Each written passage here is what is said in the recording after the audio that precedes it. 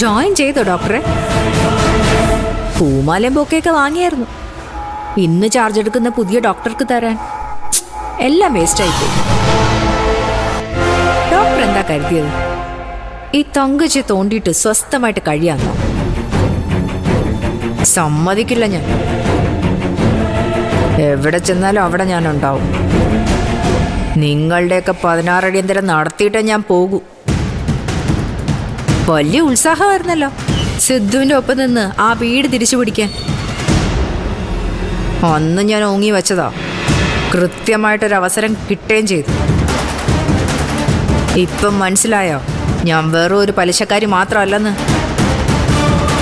സ്വാധീനവും ഉണ്ട് എനിക്ക്, നിങ്ങളെക്കാളും കൂടിയത്.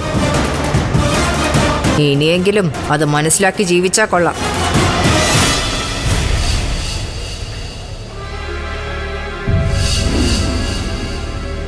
ആഹാ, നീ ഉണ്ടായിരുന്നോ കൂടെ? കൂട്ടുകാരൻ ഡോക്ടറായിട്ട് ചാർജ് എടുക്കുന്നത് കാണാൻ വന്നതാണ് നീയെങ്കിൽ നിരാശപ്പെടേണ്ടി വരും. ഡോക്ടർ ഇന്ന് ചാർജ് എടുക്കുന്നില്ല. ഇന്നെന്നല്ല, ഒരിക്കലും ചാർജ് എടുക്കുന്നില്ല. ഡോക്ടറെ ആദ്യത്തെ ദിവസം തന്നെ പിരിച്ചുവിട്ടു. ഡോക്ടർ എന്തൊക്കെയാ പറയുന്നത്? ശരിയാ വിശാലെ,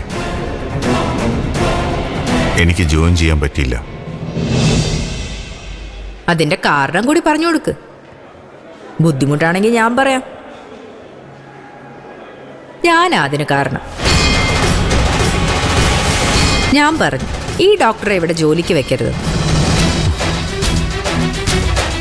MD അത് കേട്ടു. ഓ, അപ്പൊ പ്രതികാരം ചെയ്തല്ലേ? അതെ, പ്രതികാരം ചെയ്തതാ. എന്നോട് ഇടയാൻ വരുന്നവരെ പാഠം പഠിപ്പിച്ച ശീലമേ എനിക്കുള്ളൂ. ഞങ്ങൾ ആശുപത്രി തുറക്കും. അപ്പൊ നിങ്ങൾ എന്ത് ചെയ്യും? നീ ആണാണെങ്കിൽ ഇപ്പൊ പറഞ്ഞത് ചെയ്തു കാണിക്കും. നീ എന്നല്ല, മരിച്ചുപോയ നിന്റെ ഡാഡി വിചാരിച്ചാൽ പോലും എൻ്റെ കയ്യിലിരിക്കുന്ന ആശുപത്രി നിങ്ങൾക്ക് തുറക്കാൻ പറ്റില്ല. ഞാൻ ജീവിച്ചിരിക്കുമ്പോൾ അതിന് സമ്മതിക്കില്ല. എന്റെ തങ്കച്ചി, അത് വെറുതെയാ. വീട് തിരിച്ചു പിടിച്ചതുപോലെ ആശുപത്രി ഞങ്ങൾ തിരിച്ചു പിടിക്കും.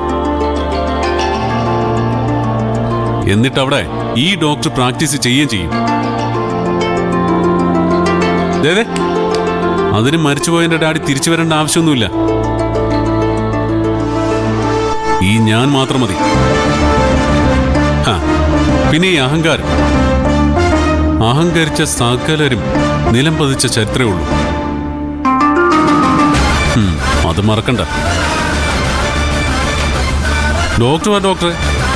ഡോക്ടറെ വേണ്ടാത്ത ഈ ആശുപത്രി നമുക്കും വേണ്ട. നമുക്ക് വാ.